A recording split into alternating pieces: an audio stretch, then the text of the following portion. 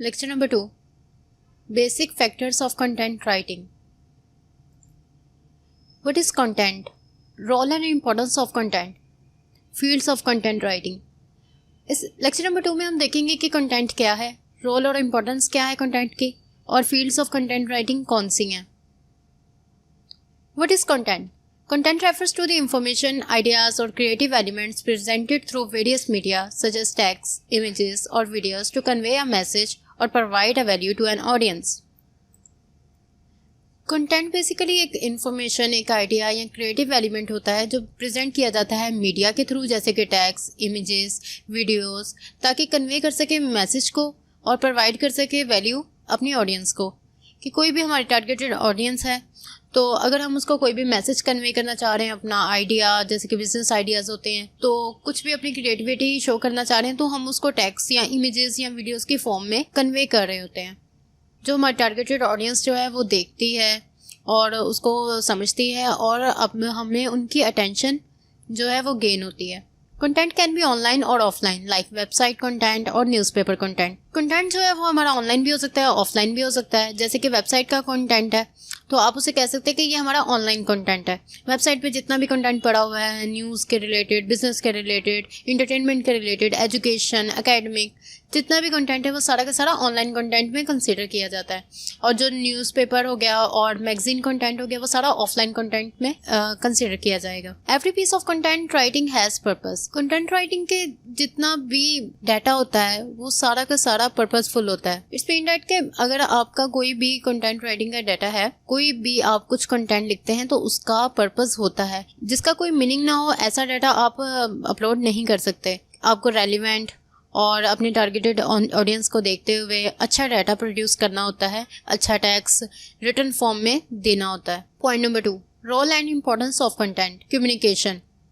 First point है इसमें communication. Content जो है उसको इस तरह प्रोड्यूस करना चाहिए, इस तरह लिखना चाहिए कि आपकी जो बाकी जो पीपल हैं उनके साथ कम्युनिकेशन का लेवल हाई हो सके, आपकी कम्युनिकेशन का रेट जो है वो बढ़ सके.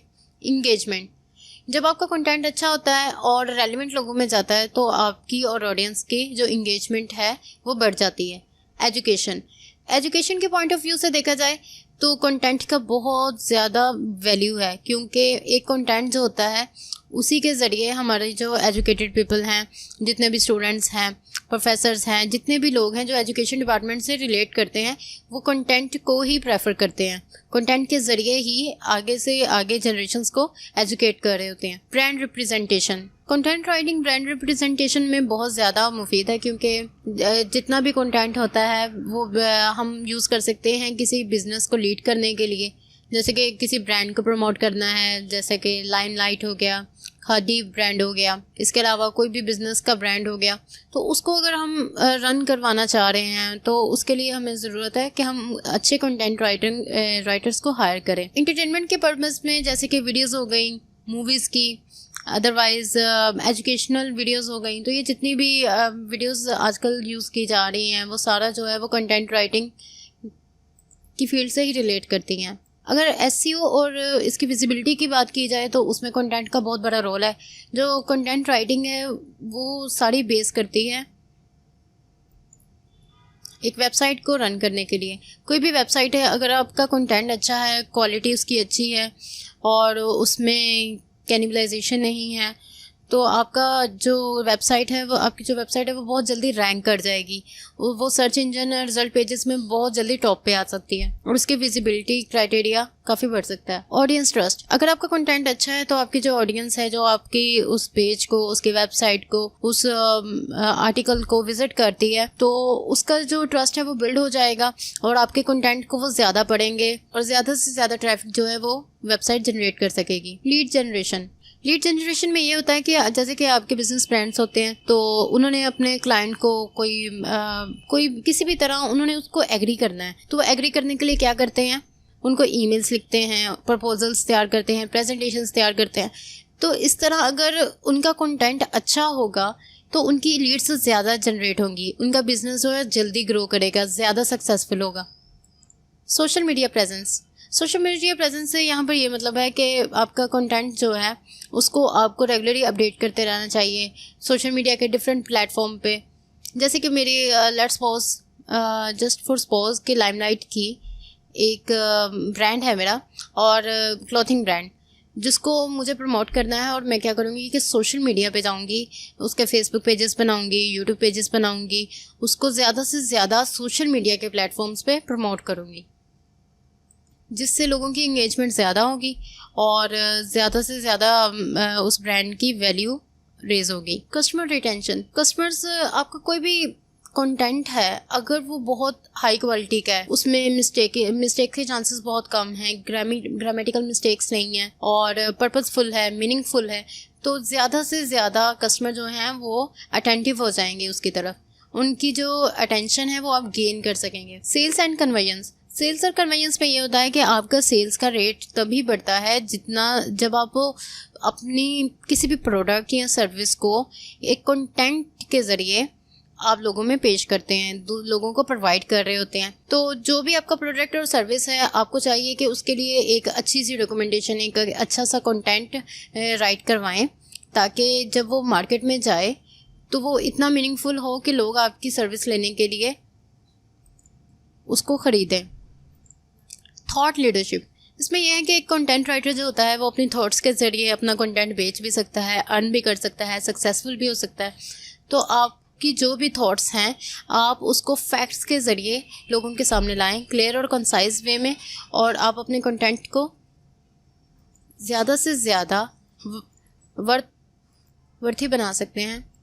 क्रिएटिंग बुक्स, जो एक अच्छा कंटेंट राइटर होता है वो बुक्स को लिखता है, और बुक्स भी इस तरह की होनी चाहिए कि जो मार्केट में एक न्यू आइडिया को जनरेट करे, ज़्यादा से ज़्यादा लीड्स को जनरेट करे, बिजनेसेस को इंक्रीज़ करे, ज़्यादा से ज़्यादा लोग उन बुक्स को पढ़ें और इन्फॉर्मेशन उनको गेन हो। फीडबैक एंड इम्प्रूवमेंट, इस स्टेप में हम देखते हैं कि जितने भी कंटेंट राइटर्स होते हैं वो अपना जो कंटेंट उन्होंने पब्लिश किया होता है, क्रिएट किया होता है, और वो क्या करते हैं कि उसका फीडबैक ज़रूर लेते हैं, और जो फीडबैक उनको कमेंट्स के ज़रिए, रिव्यूज़ के ज़रिए मिला होता है वो उसको इम्प्रूव करते हैं।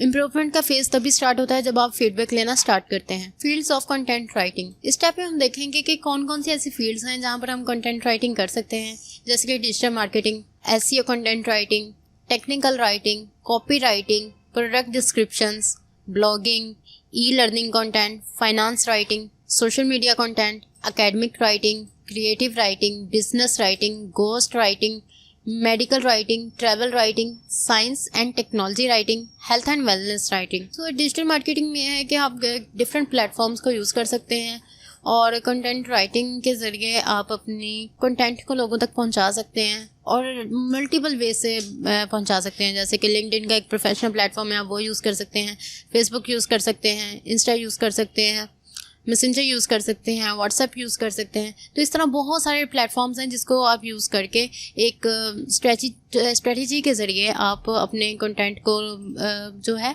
लोगों तक पहुंचा सकते हैं। ऐसी कंटेंट राइटिंग जो कि पहले बता चुकी हूँ लेक्चर नंबर 1 में, और उसमें यह था कि ऐसी कंटेंट राइटिंग होती है search engine optimisation content writing, जिसमें आपके पास एक वेबसाइट होती है जहाँ पर आप अपना हाई क्वालिटी कंटेंट को पब्लिश करते हैं, क्रिएट करते हैं और उसमें कुछ इम्प्रूवमेंट्स करते हैं और कैनिबलाइजेशन से बचते हैं, और इस तरह आप बहुत सारे स्टेप्स को परफॉर्म करके अपना एक अच्छा कंटेंट एसईओ का जो है वो रैंक करवाते हैं सर्च इंजन रिजल्ट पेजेस में। टेक्निकल राइटिंग में ये होता है कि जैसे कि बिजनेसेस वगैरह हैं तो वहाँ पर जो जितनी भी उनकी कंपनीज बिजनेसेस होते हैं, कंपनीज होती हैं, वहाँ पर जितना भी काम हो रहा होता है तो वो एक मैनुअल के ज़रिए, डॉक्यूमेंटेशन के ज़रिए लोगों तक कन्वे करते हैं, ताकि उनके ब्रांड की, उनकी सर्विस की, उनकी कंपनी की जितनी भी वो प्रोडक्शन जो होती है उनकी, वो लोगों तक पहुंच सके। कॉपीराइटिंग में हम देखते हैं कि कॉपीराइटिंग में एक कंटेंट होता है जिसको आपने कॉपी भी करना होता है, लेकिन आप उसमें प्लेजरिज्म भी नहीं रख सकते।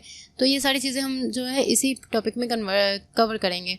प्रोडक्ट डिस्क्रिप्शंस, जैसे कि अमेज़न हो गया, दराज हो गया, तो यहाँ पर जितने भी प्रोडक्ट्स होते हैं उनके साथ उनके पूरी की पूरी डिस्क्रिप्शन, पूरी डिटेल्स लिखी होती हैं, जिससे जो कस्टमर है वो जल्दी अटेंटिव होता है उस चीज़ को ख़रीदने के लिए, उसकी अटेंशन गेन होती है।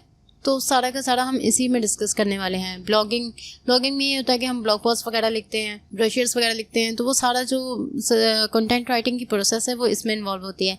E learning content, electric learning content, जितना भी इलेक्ट्रॉनिक कंटेंट है जो वेबसाइट्स वगैरह पे अवेलेबल होता है, बुक्स की शेप में या किसी भी स्ट्रक्चर में हो, वो सारा का सारा ऑनलाइन कंटेंट जो है वो इसी में फॉल करता है। तो ये भी कंटेंट राइटिंग की फील्ड में आता है। फाइनेंस राइटिंग, फाइनेंस, बिजनेस वगैरह जितना भी इस रिलेटेड कंटेंट होता है वो सारा फाइनेंस राइटिंग में लिखा जाता है। Social media content, social media में वही कुछ है कि आप डिफरेंट प्लेटफॉर्म पे जाते हैं और वहाँ पर जितना भी कंटेंट है वो सारा कंटेंट वहाँ पर आप पब्लिश करते हैं डिफरेंट प्लेटफॉर्म्स का यूज़ करके, जिससे आपकी कस्टमर इंगेजमेंट बढ़ती है, कस्टमर की रिटेंशन बढ़ती है, आपको ज़्यादा से ज़्यादा ऑर्डर्स आने के चांसेस बढ़ जाते हैं। एकेडमिक राइटिंग में ये होता है कि जितने भी एजुकेशनल पर्पसेस होते हैं वो आप पूरा करते हैं as a content writer. Creative writing में ये होता है कि आप अपनी थॉट्स वगैरह को शेयर करते हैं और अपने आइडियाज़ को, इन्फॉर्मेशन को कन्वे करते हैं लोगों में अपने मैसेज के ज़रिए, अपने रिटन कंटेंट के ज़रिए। बिजनेस राइटिंग में लीड्स होती हैं जो आप किसी भी अपने क्लाइंट को, किसी अच्छी कंपनी को कन्विंस करने के लिए आप उसको ईमेल्स के ज़रिए, अपनी प्रेजेंटेशंस के ज़रिए प्रोवाइड कर रहे होते हैं। गोस्ट राइटिंग में ये आता है कि कंटेंट लिख कोई और रहा होता है लेकिन पब्लिश वो किसी और के नाम से हो रहा होता है।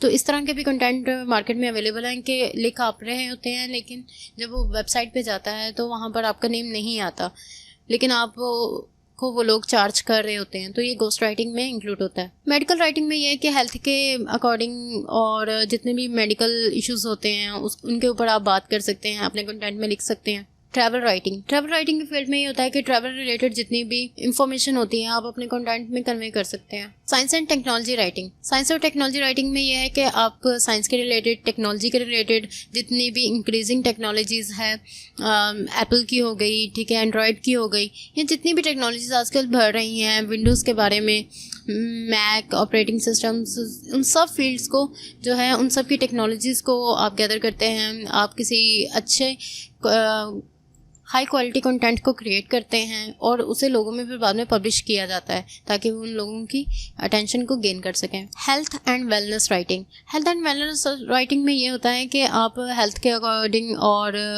किस तरह उस हेल्थ को मेंटेन किया जा सकता है। जैसे कि आप कोई ब्लॉग लिख रहे हैं कि हमने हेल्थ के बारे में लिखा है कि हेल्थ को मेंटेन करने के लिए आपको ग्रीन टी लेनी चाहिए या फिर आपको जिम करनी चाहिए, अपनी फिटनेस का ख्याल रखना चाहिए। तो ये सारा जितना भी हेल्थ रिलेटेड और फिटनेस रिलेटेड कंटेंट है वो हेल्थ एंड वेलनेस राइटिंग में आता है।